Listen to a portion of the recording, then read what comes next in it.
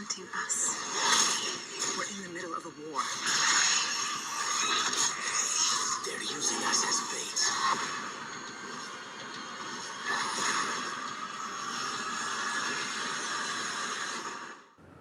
Hello everybody, welcome back to Screenstars. I'm here today to continue my reviews for the Alien franchise and bring to you my review for the 2004 film Alien vs Predator. The film is directed by Paul W.S. Anderson and it stars Sinead Lathan, Lance Henriksen, Raoul Bova, Ewan Bremner, Colin Salmon and Tommy Flanagan.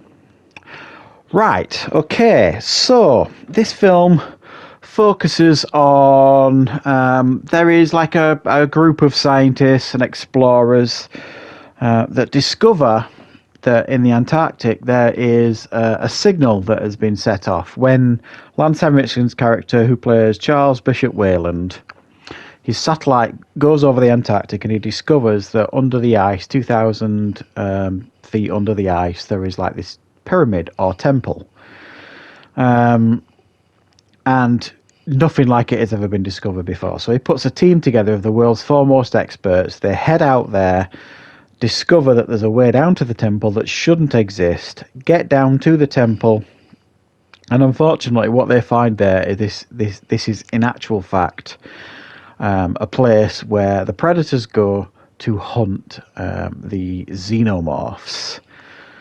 Right, what are my thoughts on Alien versus Predator? Well, I remember when this film was being put together and first announced way back in the day, being stupidly excited. It's what we all wanted to see ever since Predator 2 came out and we saw that skull in the Predator ship of the xenomorph. Everybody has been anticipating or had been anticipating these two legendary on-screen creatures facing off against each other. You know, it just seemed inevitable. Now, ironically, before this film was being put together, Ridley Scott apparently and James Cameron had kind of put their heads together and were coming up for an idea for a new Alien film with Ripley and all this kind of stuff. And then when they discovered that they actually wanted to make this film instead, they both distanced themselves massively because they thought it was a mistake. They didn't want to get involved in anything like that, so they both basically walked away. Apparently as well, since then, Ridley Scott has kind of like, I don't think he's ever seen it. He just doesn't like the thought of it. But James Cameron apparently has seen the film and he actually quite likes it, and he counts it as one of his favourites in the franchise. So what would we have got back then? Well, apparently what Ridley Scott went on to do with Prometheus was kind of rooted in his idea for that Alien film way back in 2003 or whenever it was. But we got this film instead, and we got Paul W.S. Anderson who gave us this film. So this film gets a lot of flack. And don't get me wrong, I do think quite a lot of it is deserved. It's very popcorny. It's far too tame for a film in this franchise. And it kind of doesn't necessarily do massive justice to either legendary creature, either the Predator or the Xenomorph. But it is also very, very entertaining and a lot of fun to watch. I think it's got great effects. The Predators look fantastic, and the aliens and xenomorphs look fantastic as well, and the alien queens never look better. The idea and concept of, you know, this temple being built in the honor of the Predators that essentially is used by them to hunt xenomorphs is just such a smart idea. The execution doesn't necessarily work as good as the idea that it gives you, but it is certainly fun and entertaining to watch. Now, I think one of the errors that they made in this film, now most of the Predator films that have worked and the Aliens films that have worked are grounded by strong, well-developed human characters. to keep it grounded for us as humans watching it. And the biggest mistake that I think this film makes, it doesn't really give us any strong human characters to root for. It tries to give us Sanaa Latham's character, who's like the leader of the expedition, you know. And while I don't think it's her character and some of the others are abysmal, they just don't make them interesting enough. There's too many of them that are just there basically to have face huggers put on them. And too many of them are just given lazy plot devices, like Ewan Bremner's character, you know, he's constantly going around taking pictures and talking about his two sons and stuff. Like, we're supposed to care that he's got two sons. Well, give us a reason to care about this character. And to be honest, he's one of the better characters, but he's still nowhere near developed enough, as is none of the other characters. The Lance Henriksen's take on Wayland is a great idea, a nice way to link it to, you know, the Aliens franchise. But again, they don't necessarily give his character an awful lot of development. You know what I mean? And there's nobody else really to carry this film, so we don't have anybody really to root for. And then when it comes to what you've really come to see this film for, the battles between the Predator and the aliens, does it deliver?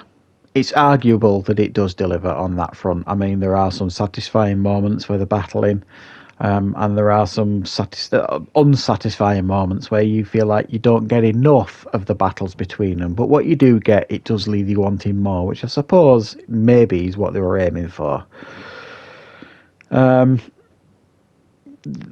It's pretty predictable, I think it's fair to say. It's a little bit of a disappointment when you realise that the three predators that have turned up at this temple are essentially teenagers. They're wanting to come of age, so that's why they're sent to this temple to battle the xenomorphs. So, you know, we don't necessarily get, you know, a veteran predator going up against these predators, or three veteran predators, because the outcomes could have been far different. What we get is three rookie predators, and they don't even have all the weapons for the majority of the film. And when you look at it as well now, you know, because of Prometheus and all this kind of stuff, you know, that have altered the canon and all this kind of stuff, this film, where does it sit now?